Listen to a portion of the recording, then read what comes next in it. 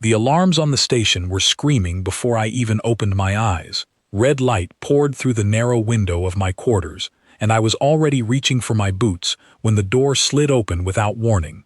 Two veiled guards stood there, tall and pale blue, their eyes narrow with something between disgust and amusement. "Human," one of them said, using the word like an insult. "The Regent summons you, now."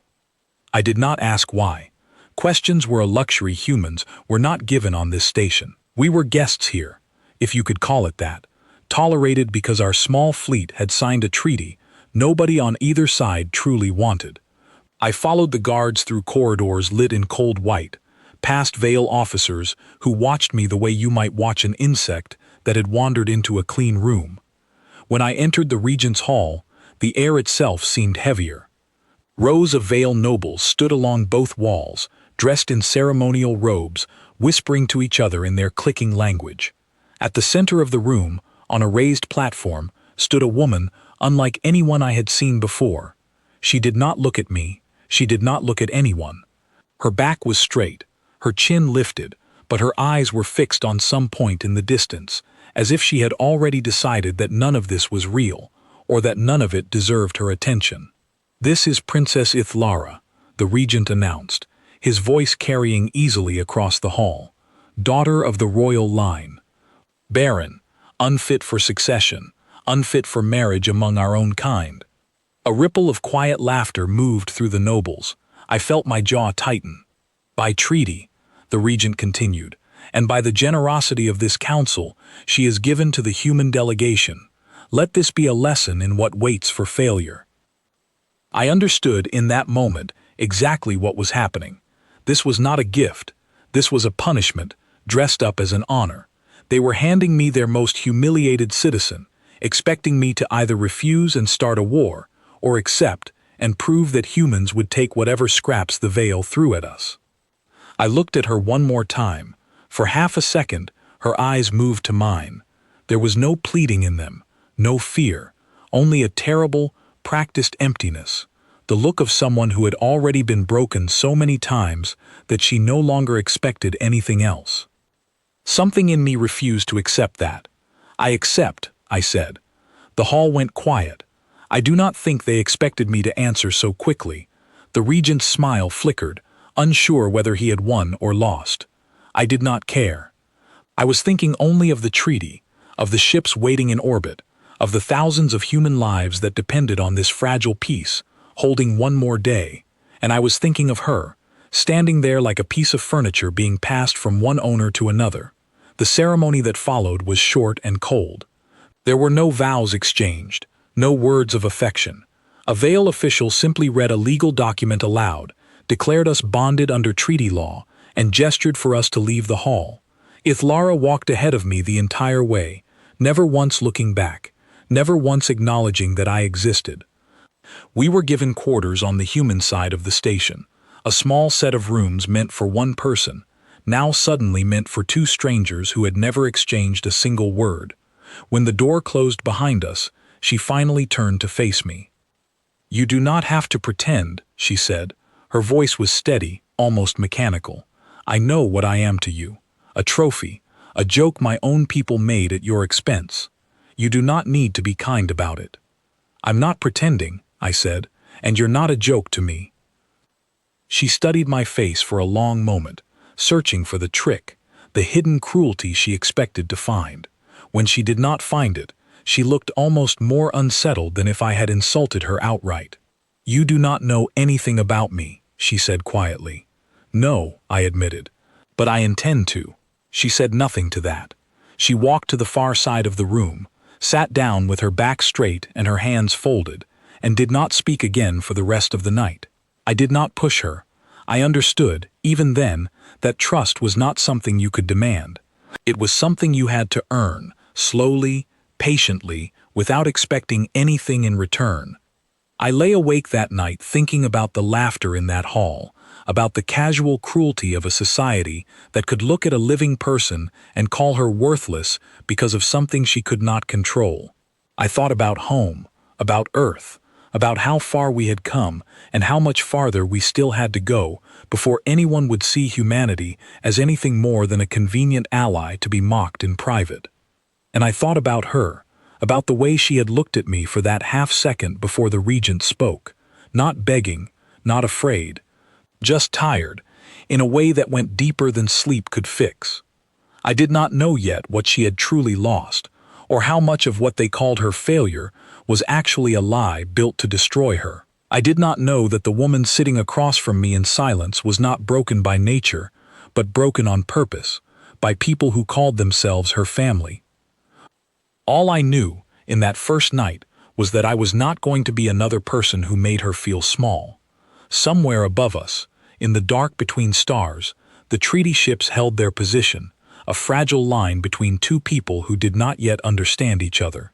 And somewhere inside that silence, something had already begun to change, even if neither of us could see it yet.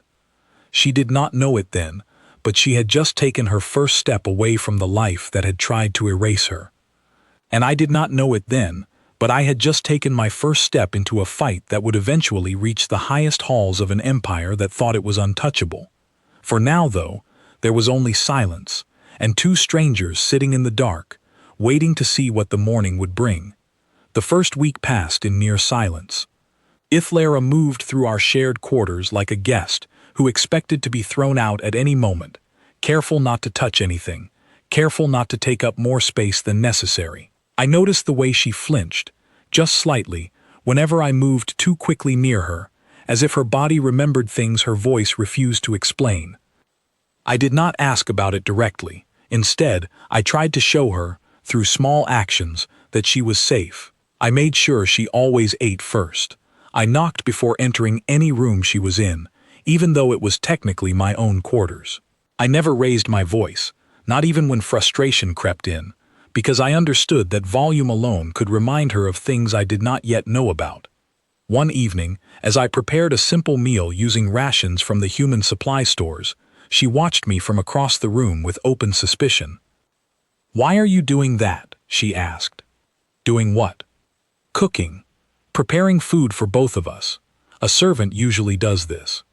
"I don't have a servant," I said, keeping my tone light. "And even if I did, I'd probably still make my own food. It's not a bad way to relax." She frowned, as if the idea of relaxing through labor was foreign to her. "Among my people, tasks like this are beneath someone of royal blood. You're not royalty here," I said gently. "At least, not in the way your people meant it. Here you're just you, and I'd like to get to know that person. If you'll let me." She did not answer, but she watched me a little longer than usual that night, and when I offered her a plate, she took it without hesitation for the first time since we had met. Over the following days, I began to learn small pieces of her world, not through direct questions, which she resisted, but through careful observation and patient conversation. I learned that Vale society was built almost entirely around bloodlines and biological purpose. Women in the royal family were valued primarily for their ability to continue the ruling lineage. A woman deemed unable to bear children was not simply pitied. She was erased from official records and treated as a walking symbol of failure. "They do not remove us entirely," she explained one night, her voice flat in the way it became whenever she discussed her past. "That would waste a body that can still be useful for labor or trade. Instead, they remove our names from the family registry. We become nothing, less than nothing, a mistake that still walks and breathes." I felt frustration rise in my chest, sharp and immediate, but I kept my voice calm. "That's not justice. That's cruelty dressed up as tradition." "It is our way," she said, though something in her tone suggested she was repeating words she had been forced to believe rather than words she truly agreed with. "Just because something is tradition doesn't make it right," I said. "Where I come from, we've made plenty of mistakes too, and some of our old customs were just as harsh, if not harsher. But we changed. People decided that some traditions deserved to end, and they worked to end them."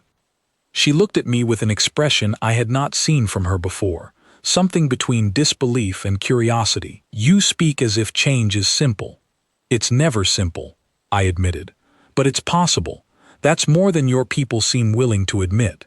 She did not respond right away, but I noticed she sat a little closer to me after that conversation, as if some invisible wall between us had shifted, even slightly.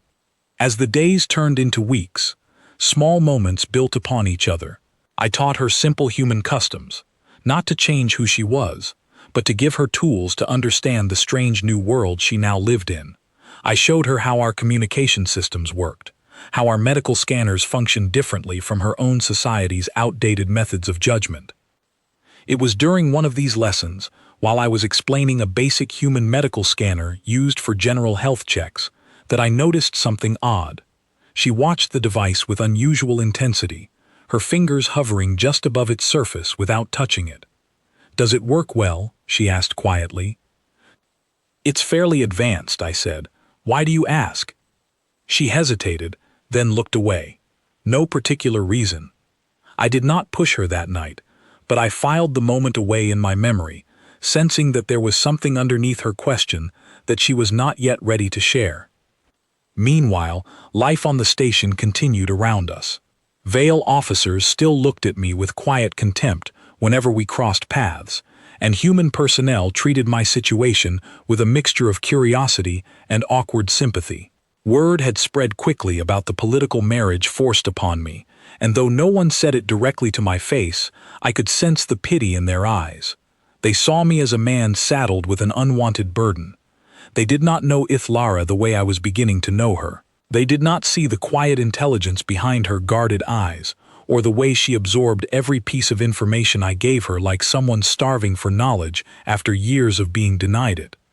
They did not see the moments when her carefully built walls slipped, just slightly, revealing someone far more complex than the label her own people had given her. One night, after a particularly tense day involving visiting Vale dignitaries, who made no effort to hide their disdain for our arrangement, I found her sitting alone, near the observation window, staring out at the stars. "You did not have to defend me today," she said without turning around. During a meeting earlier, one of the Vale officials had made an unkind remark about her status, and I had firmly, though calmly, shut the comment down in front of the entire room. "Yes, I did," I said, sitting down beside her. "Nobody should have to sit quietly while people insult them." "My own people did far worse than insults," she said softly, and I sat quietly then, because there was no other choice. "There's a choice now," I said. "You're not required to accept unkindness just because it was normal before." She turned to look at me, and for the first time, I saw something other than guarded distance in her expression. It was closer to disbelief, as if she genuinely could not understand why a stranger from another species would care enough to defend her. "Why do you do this?" she asked. "You gain nothing by protecting someone the Dominion has already discarded." I considered my answer carefully before speaking.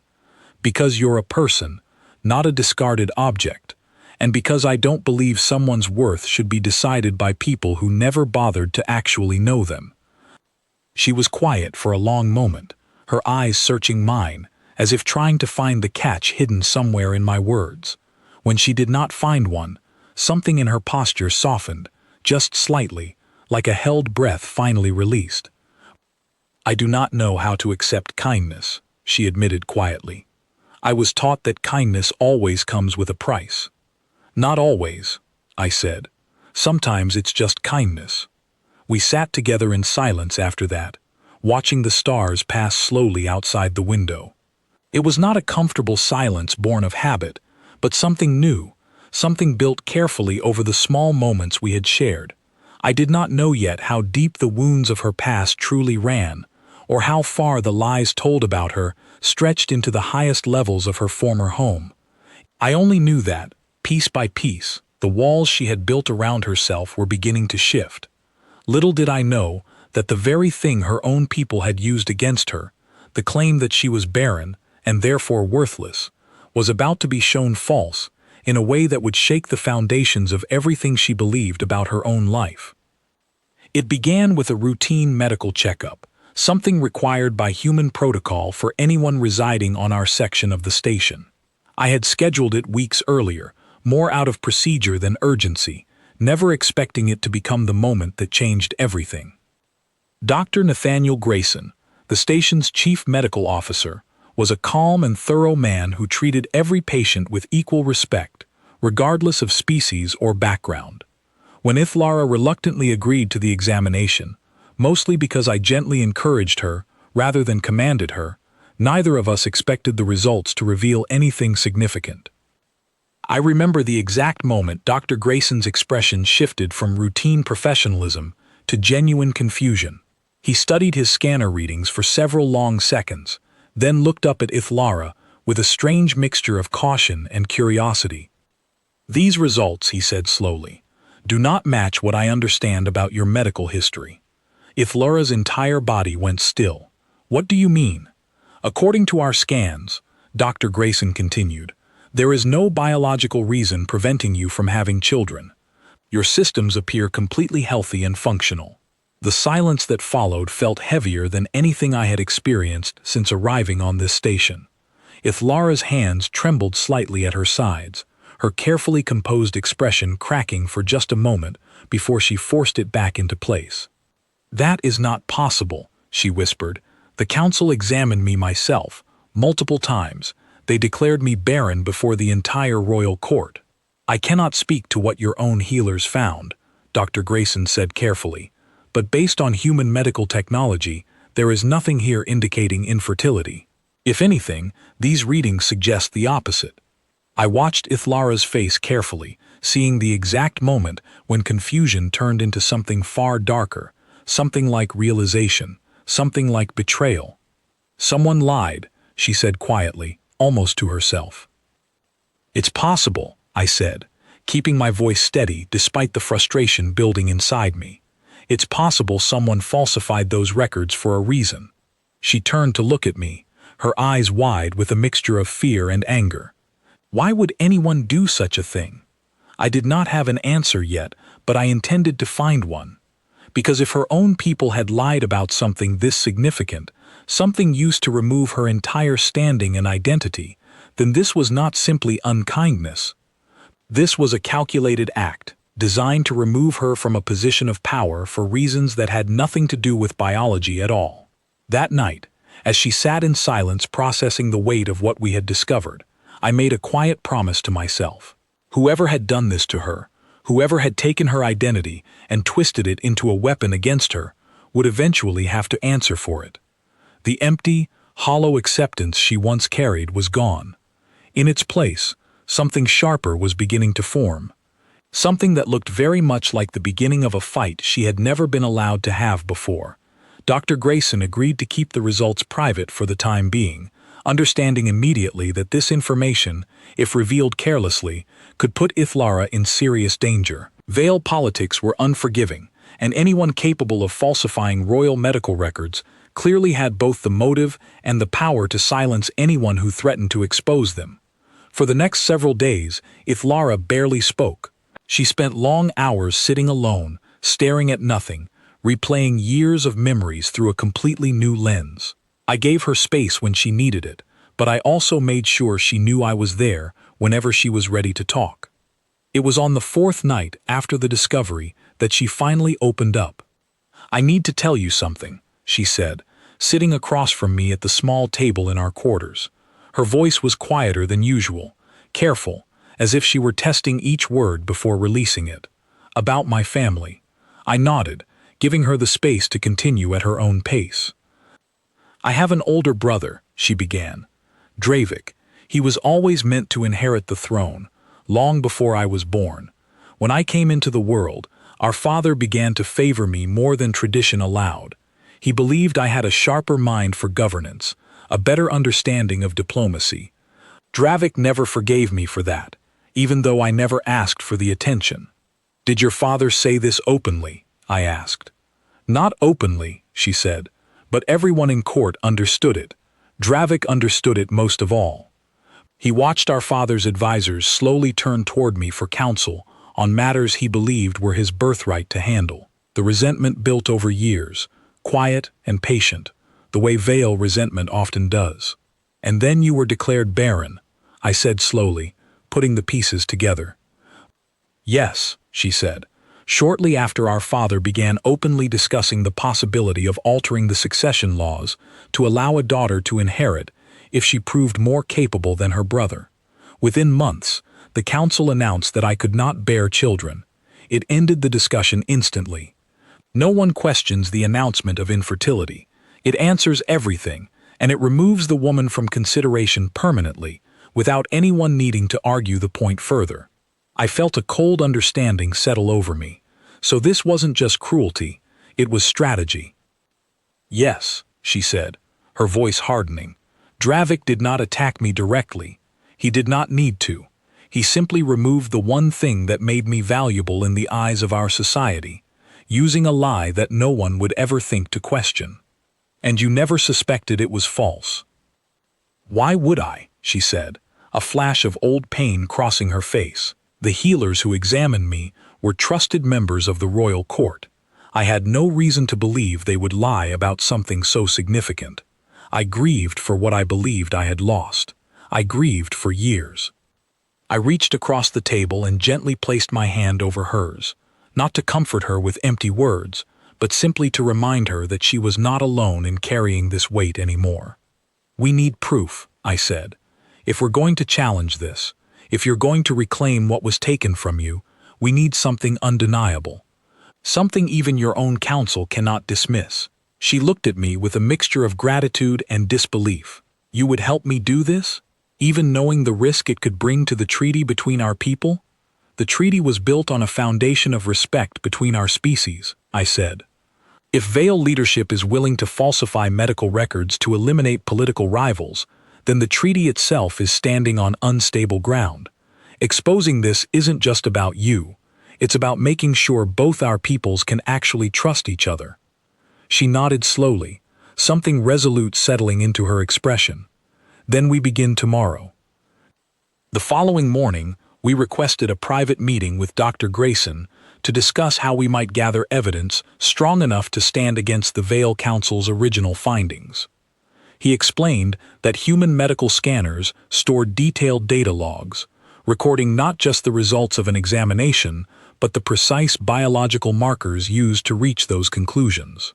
If Vale healers had used similarly detailed instruments during their original examination of Ithlara, there might still be a record somewhere within the royal archives, a record that could be compared directly against the falsified public announcement. The problem, Dr. Grayson explained, is access. I doubt the Vale Council keeps such sensitive records anywhere easily reachable, especially not for outsiders. I may know someone who can help, Ithlara said quietly. I looked at her, surprised. Someone you trust. Someone I hope I can still trust, she said. My cousin, Counselor Vesna. She was close to me before everything changed. She distanced herself after my status fell, but I always believed it was fear rather than malice. She holds a minor position within the Royal Archive Division. Reaching out to Vesna carried real risk. If she had truly turned against Ithlara, or if she reported this conversation to Dravik, it could expose everything we were trying to protect. But Ithlara insisted, and I trusted her judgment about her own family far more than I trusted my own instincts about people I had never met.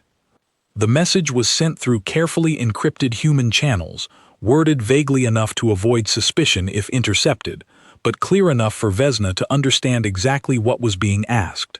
3 tense days passed before a response arrived. Vesna agreed to help, but only under strict conditions. She would not risk direct communication again. Instead, she provided a single set of archive coordinates, along with instructions for accessing a restricted records terminal during a specific maintenance window when security oversight would be reduced due to a scheduled systems update. The plan was dangerous. If Ithlara were caught accessing restricted royal archives without authorization, especially archives related to her own falsified status, the consequences could be severe, potentially including permanent exile or worse. But she did not hesitate. I need to see it myself, she said. I need proof I can hold in my own hands, not simply trust secondhand. I could not talk her out of it, and honestly, I did not fully want to. I understood her need to confront this directly, to take back some measure of control after years of having none. Instead, I insisted on accompanying her, using my position within the human delegation to provide cover for our movements aboard the station's connected veil sections. The night we made our attempt, the station felt unusually quiet. Ithlara moved through the corridors with a grace and precision I had not seen from her before, years of royal training resurfacing beneath the surface of her careful movements. We reached the restricted archive section without incident, using Vesna's provided access codes to bypass the outer security systems. Inside, the archive room was cold and dimly lit, rows of data storage units humming quietly in the darkness. Ithlara moved directly to the terminal Vesna had indicated, her fingers moving swiftly across the interface as she searched through years of medical records. It took nearly 20 minutes of careful searching before she found it, a file buried deep within a section rarely accessed, containing the original medical examination results from years earlier. Her hands trembled as she opened it. The data was clear, unmistakable. The original examination, conducted by the very healers who later announced her infertility to the entire royal court, showed completely normal reproductive function. There was no ambiguity, no room for alternative interpretation. The public announcement had been a deliberate falsification from the very beginning. They knew, she whispered, her voice shaking with a mixture of anger and disbelief. They knew the entire time, and they lied anyway. I placed a steady hand on her shoulder. Now we have proof. She copied the file securely, encrypting it through methods Dr. Grayson had taught her earlier that week, ensuring it could not be easily traced or erased once we left the archive. As we prepared to leave, however, a sound near the entrance made us both freeze. Footsteps. Approaching steadily. Ithlara's eyes widened. Someone is coming. We moved quickly toward a side exit Vesna had marked on the station's layout, slipping into the shadows just as a maintenance officer entered the main archive room, unaware of our presence just moments earlier. We waited in tense silence until the officer completed a routine check and left again, never suspecting anyone had been there. Once we were safely back within human territory, Ithlara allowed herself to breathe fully for what felt like the first time in hours. She looked down at the small data drive in her hand, the physical proof of years of injustice finally within her grasp. "This changes everything," she said quietly. "It does," I agreed, "but we need to be careful about how we use it. If Dravik or the Council suspects we have this evidence before we're ready to present it, they may try to destroy it, or worse, silence us before we can bring it forward. Then we plan carefully," she said, a new determination hardening her voice. "I will not hide this away out of fear. Not anymore." Over the following days, we worked meticulously to prepare our case. Dr. Grayson provided detailed documentation comparing the falsified announcement against the newly recovered original results, creating an undeniable scientific record. Ithlara, meanwhile, quietly reached out through secure channels to a small handful of Vale nobles she believed might still hold sympathy toward her, testing carefully who among her former allies could be trusted. Slowly, a picture began to form. Several nobles admitted, cautiously and only through encrypted communication, that they had long suspected something was wrong with the sudden and convenient timing of her diagnosis, though none had dared speak against the Council's official ruling at the time. As our evidence grew stronger, so did Ithlara's resolve. The quiet, resigned woman I had first met in that humiliating ceremony was becoming someone entirely different, someone sharp, focused, and unwilling to accept injustice, simply because tradition demanded silence. One evening, as we reviewed the final compiled evidence together, she looked up at me with an expression I had not seen before, something between gratitude and fierce determination. "When I return," she said, "I will not go back as the broken woman they discarded. I will go back as someone they can no longer ignore." "You won't be going back alone," I said firmly. "Whatever happens next, I intend to stand beside you." She studied my face for a long moment, as if trying to fully understand the weight of that promise. Then, for the first time since I had known her, she allowed herself a small, genuine smile. "Then let us prepare properly," she said, "because this time, when I face my brother and his council, I intend to win." Outside our quarters, the station continued its quiet routine, unaware of the storm quietly building within its walls. Somewhere above us, in the distant halls of Vale leadership, a man who believed he had permanently secured his position was about to discover that the sister he thought he had silenced forever was preparing to return, stronger and more prepared than he could have ever imagined.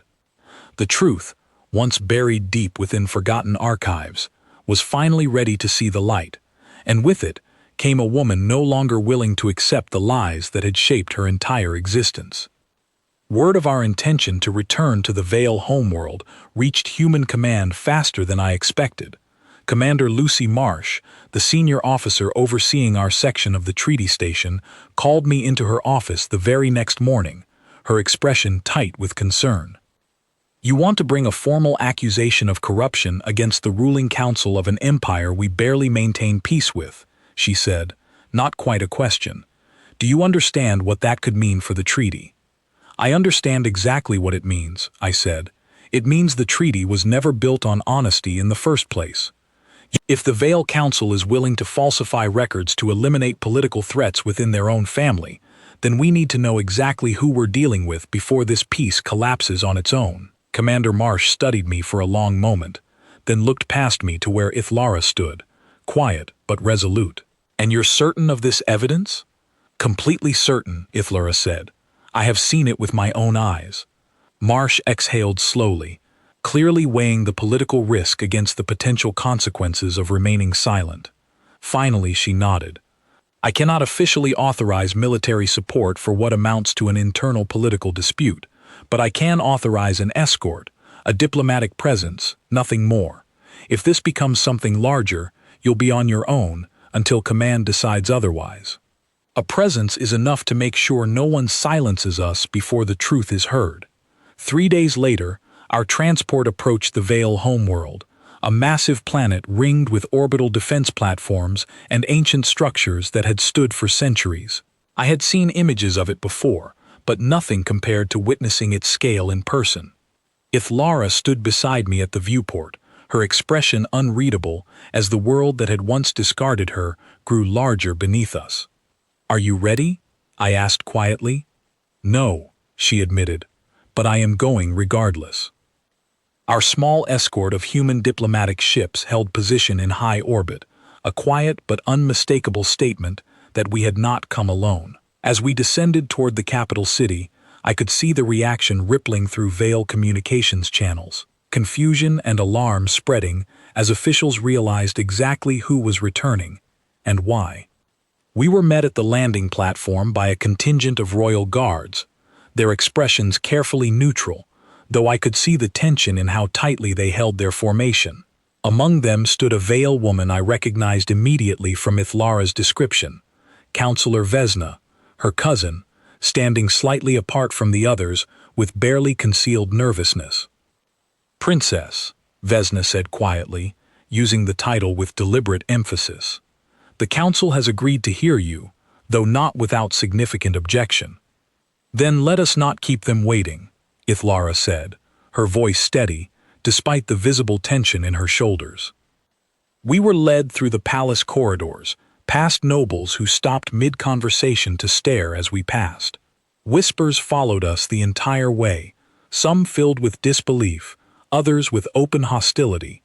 I kept close beside Ithlara, not as a guard, but as a partner standing firmly at her side, refusing to let her walk this path alone. When we entered the council hall, the atmosphere shifted immediately.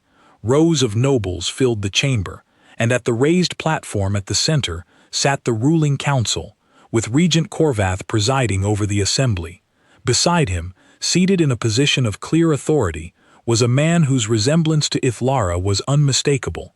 Sharp features, the same intense eyes, though his expression carried none of the warmth I had come to associate with hers. "Prince Dravik." "Sister," he said, his voice carrying false warmth across the chamber. "How unexpected to see you return with your human companion. Have you grown tired of your assigned punishment already?" A ripple of laughter moved through parts of the chamber, though it faded quickly as Ithlara stepped forward, her posture regal, despite the years of humiliation she had endured within these very walls.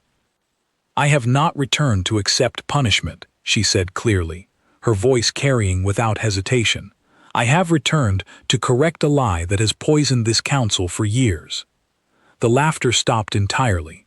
Regent Corvath leaned forward slightly, his expression sharpening with interest. "Explain yourself, Princess." "Years ago," Ithlara said, "this council declared me barren, unfit for succession, unfit for marriage among our own people. I accepted that judgment because I trusted the healers who examined me, and because I trusted the integrity of this very chamber. I was wrong to trust so completely." Dravik's expression shifted almost imperceptibly, a flicker of something sharp crossing his eyes before he composed himself again. "Are you suggesting the council's judgment was flawed?" "I am stating, with proof, that the council's judgment was falsified," Ithlara said, her voice hardening. "I was never barren. My original medical examination, conducted by the very healers who later announced otherwise, shows completely normal and healthy results." A wave of murmurs spread through the chamber. Regent Corvath raised a hand for silence, his eyes narrowing as he studied Ithlara carefully. "That is a serious accusation, Princess, one that requires undeniable proof, not simply your word alone." "I have brought exactly that," Ithlara said, stepping forward and presenting the secured data drive to the council's recording officer. "The original examination records, recovered directly from this palace's own archives, compared against the falsified announcement made publicly years ago. Human medical verification confirms the discrepancy beyond any reasonable doubt." The recording officer accepted the data drive cautiously, uploading its contents to the chamber's central display for the entire council to review. As the information appeared, translated carefully into both Veil and human formats for full transparency, silence spread through the room like a physical weight. The evidence was undeniable. Side by side, the original healthy examination results sat directly beside the falsified public announcement, the discrepancy impossible to explain away as simple error. "This is fabrication," Dravik said quickly, though his voice carried less confidence than before. "Human technology cannot be trusted to interpret Veil biology accurately." "The comparison uses your own archive's original data," I said, speaking for the first time since entering the chamber. "Not human interpretation. Veil records, examined by Veil healers, compared directly against your council's own public announcement. If there is an error here, it exists entirely within your own system, not ours." Regent Corvath studied the evidence carefully, his expression growing increasingly troubled. "Who conducted this original examination?" "Healer Osari and Healer Tellan," Ithlara said, "both still serving within this palace to this day." The chamber's attention shifted immediately toward two figures standing near the back of the hall, both visibly uncomfortable under the sudden weight of scrutiny. Regent Corvath's voice carried clearly across the room. "Bring them forward." What followed was a tense and lengthy questioning, the two healers growing increasingly nervous under direct examination by the council. Eventually, under mounting pressure and the undeniable weight of the evidence presented, Healer Tellan broke first, admitting quietly that the original results had indeed been altered before public announcement, following instructions delivered through an intermediary connected to the royal family. "Whose instructions?" Regent Corvath demanded. Healer Tellan's eyes flickered nervously toward Dravik before he answered. "I was told the instructions came directly from Prince Dravik's personal advisor, acting on the prince's authority." The chamber erupted into overwhelming noise, nobles rising from their seats, voices raised in shock and outrage. Dravik's composed expression finally cracked entirely, his face twisting into something far more dangerous. "This is absurd," he said, his voice rising sharply. "A convenient story constructed by a bitter woman desperate to reclaim relevance she never truly deserved. The evidence speaks clearly enough without my need to argue further," Ithlara said, her voice calm despite the chaos surrounding her. "You removed me not because I lacked worth, but because I represented a threat to your position. You erased my identity through deception rather than facing me honestly through merit. Regent Corvath raised his hand again, silencing the chamber with visible effort. His expression when he finally spoke carried a weight I had not expected from him. This council, he said slowly, prides itself on tradition and order, but tradition built upon deception is no tradition at all. It is corruption wearing tradition's mask. He turned his gaze toward Dravik, his expression hardening. You will remain within this chamber until a full formal investigation determines the extent of your involvement. Dravik's composed mask finally shattered entirely, his voice rising in open anger as guards moved cautiously toward him. You would believe her over your own future ruler, over your own blood. I would believe evidence over assumption, Corvath said firmly, and right now, the evidence stands entirely against you. As guards escorted a furious Dravik from the chamber, the remaining nobles watched in stunned silence, the weight of what had just occurred settling slowly over the room. Ithlara stood tall amid the chaos, no longer the discarded woman who had once walked silently through these halls, but someone the entire chamber could no longer afford to ignore. I stood quietly beside her, watching years of injustice finally begin to unravel in front of an audience that had once laughed at her humiliation without hesitation. The council chamber, once a place of quiet cruelty disguised as tradition, now carried the unmistakable weight of accountability finally being demanded. Ithlara turned to look at me, her eyes carrying an expression I had not seen from her before, something fierce and unbroken, something that had finally found its voice after years of forced silence. This is only the beginning, she said quietly. I know, I replied, and whatever comes next, you won't be facing it alone. Above us, through the chamber's high windows, the distant silhouette of human diplomatic ships remained steady in orbit, a quiet reminder that this fight, though deeply personal, now carried consequences reaching far beyond a single family's internal conflict. The empire that had once dismissed her so easily was about to learn exactly how much strength had been hiding beneath the label they had forced upon her. The investigation that followed Dravik's exposure moved quickly, far faster than I expected from a system usually built around slow, careful tradition. With the falsified records laid bare before the entire council, and with Healer Tellen's confession recorded formally into the chamber's official archives, there was little room left for delay or denial. Over the following days, additional testimony emerged.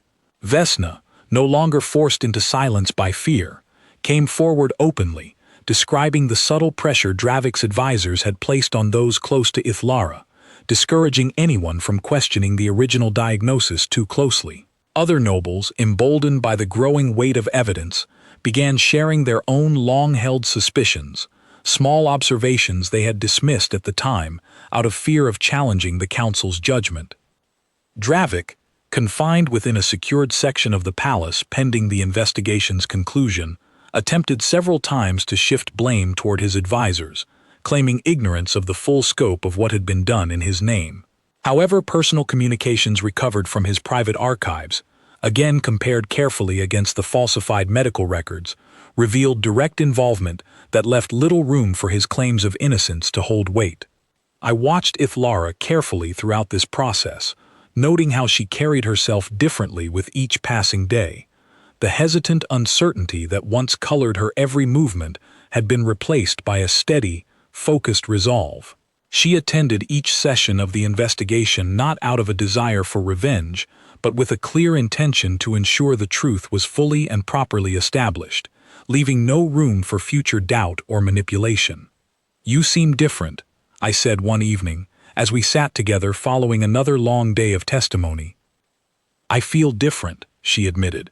For so long I believed my worth was tied entirely to something I could not control, something that was never even true to begin with.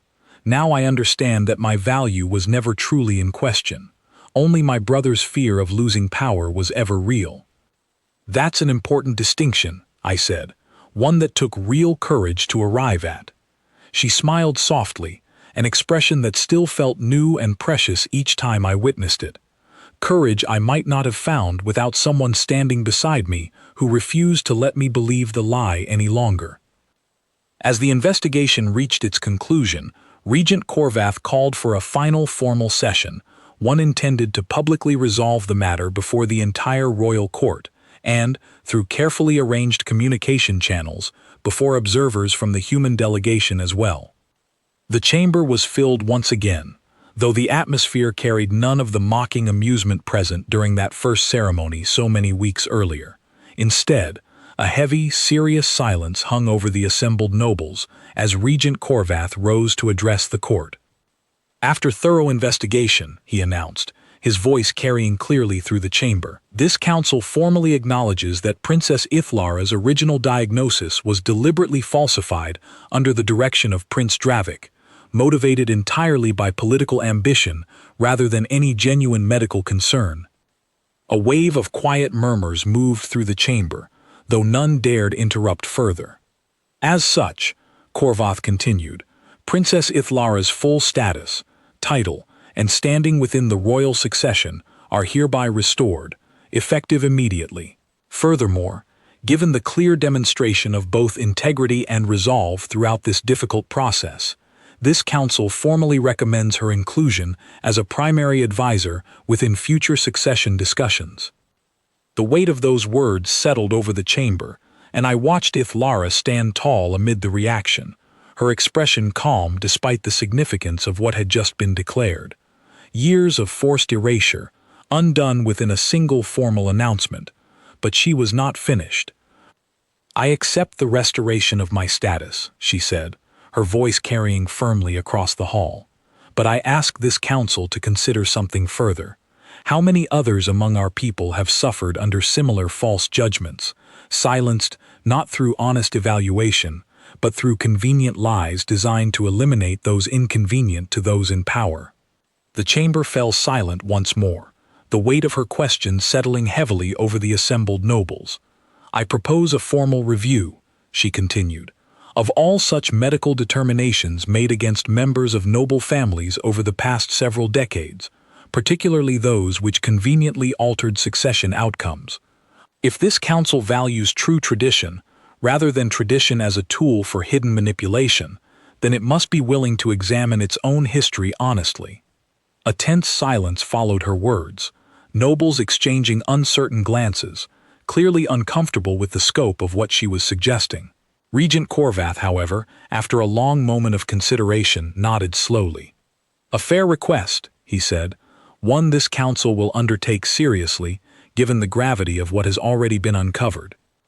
As the session concluded, nobles slowly began approaching Ithlara, some offering quiet apologies for their previous silence, others simply acknowledging her with newfound respect they had never shown before. I watched from a short distance, allowing her the space to reclaim this moment fully on her own terms. Later that evening, after the chamber had emptied and the palace had settled into a quieter rhythm, Ithlara and I stood together on a private balcony overlooking the vast city below, its lights stretching endlessly toward the horizon. You could stay here now, I said quietly. Reclaim your place fully within your own world. No one would question your right to remain. She turned to look at me, her expression thoughtful. I could, she agreed, but staying here permanently was never truly the goal, was it? The goal was ensuring the truth was known, and ensuring others are protected from suffering what I endured. So what happens now? I asked.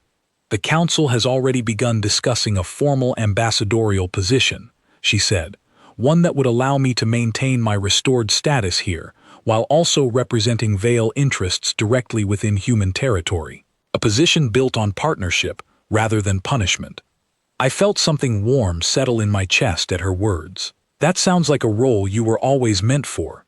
She stepped closer, her eyes carrying a softness I had come to treasure deeply over the weeks we had spent together. It is a role I intend to accept, on one condition.